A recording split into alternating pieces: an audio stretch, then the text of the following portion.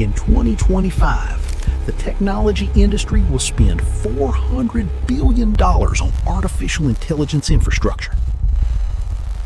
To understand that number, forget dollars for a moment. That is the financial equivalent of 9 Manhattan projects or 2 Apollo programs compressed into a single calendar year. It is more money than America will spend building homes for its own citizens this year. And yet, after 4 years of this spending frenzy, not a single major AI company has produced a sustainable profit from the technology itself. Now hold that thought, because here is where the story stops making sense. While Nvidia reports record-breaking chip sales every quarter, more than half of the data centers scheduled to house those chips have been quietly delayed, canceled altogether. So ask yourself the question Wall Street refuses to ask out loud. Where are the chips actually going?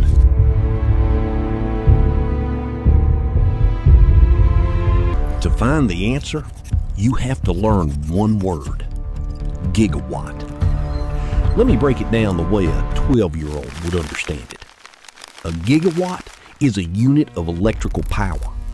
1 gigawatt is roughly enough electricity to run a medium-sized city. Every house, every traffic light, every refrigerator, all at once. Now apply that to our story. Nvidia's CEO recently announced that his company has shipped chips requiring 10 gigawatts of power to operate. There's just one problem. According to Goldman Sachs, the total AI dedicated power capacity that physically exists on planet Earth right now is only 7.7 gigawatts. Logically, it is extremely difficult for both of these statements to be true at the same time. 10 gigawatts of chips, 7.7 gigawatts of power. The missing 2.3 gigawatts is the size of a small country's entire electrical grid. It simply does not exist. So either Nvidia is shipping chips to facilities that cannot turn them on, or someone, somewhere, is lying about the math.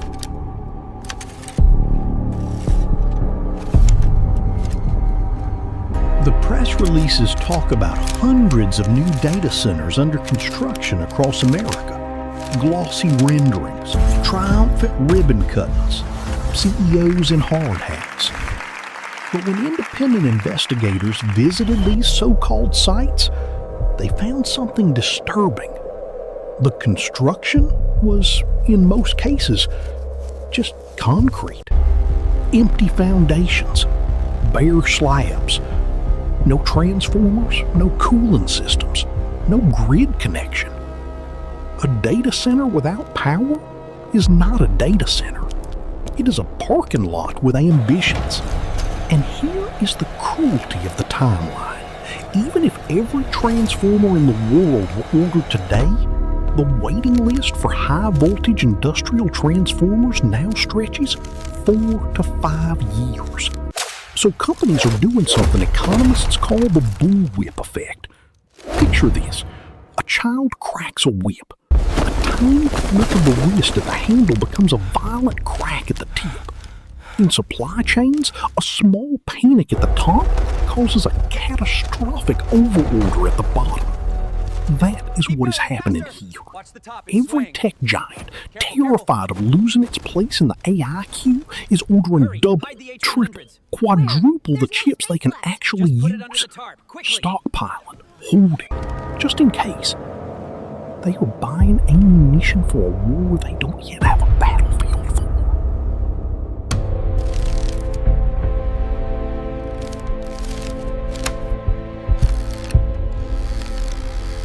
But it gets worse. Nvidia's inventory has quadrupled in 12 months. 4 times the chips sitting in warehouses, on ships, in customs, going nowhere fast. Now this is where we meet our villain, a boring word that controls the entire fate of trillions of dollars: depreciation. Here is what depreciation means, explained simply.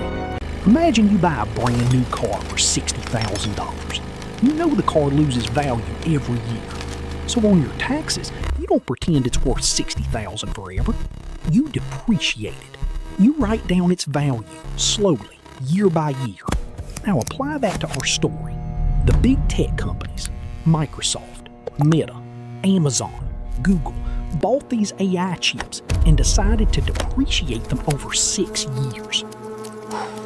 6 years. There's just one tiny problem with that number. The actual useful life of these chips, according to the engineers who build them, according to every data center operator alive, is closer to 3 years. Why? Because new models are released every 18 months. Because power costs are climbing so fast that running an old chip costs more than buying a new one.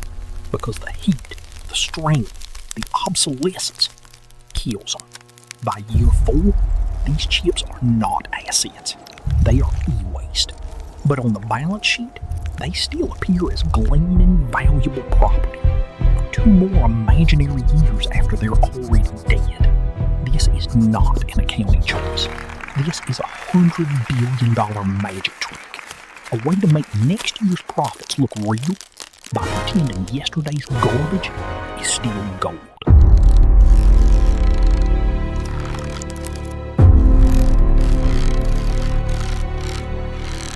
Now you might be asking, if the chips are piling up, if the data centers are empty, if the depreciation is a lie, who is paying for all of this? The answer is not who you think. It is not Microsoft. It is not Google. It is not even Wall Street, not directly. It is a corner of the financial world that 99% of people have never heard of. They call it private credit. Names you should learn: Blue Owl Capital, BlackRock's private debt arm, Apollo, Ares. Trillions of dollars lent in the shadows, outside the public markets, outside the regulators, outside the headlines. These firms are now the silent landlords of the AI boom. They finance the empty foundations. They underwrite the Phantom Gigawatts. They hold the paper on the chips that'll be obsolete before they're even installed. And when this house of cards finally trembles, they will not be the ones who fall first. It'll be the pension funds, the insurance companies, the retirement accounts, the everyday savings of the people who never bought a single Nvidia share, but whose money was quietly funneled through layers of intermediaries into the largest infrastructure gamble in human history.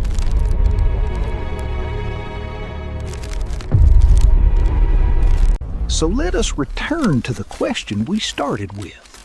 $400 billion, 10 gigawatts of phantom chips, empty concrete fields stretching to the horizon, a 6-year lie hiding a 3-year death sentence.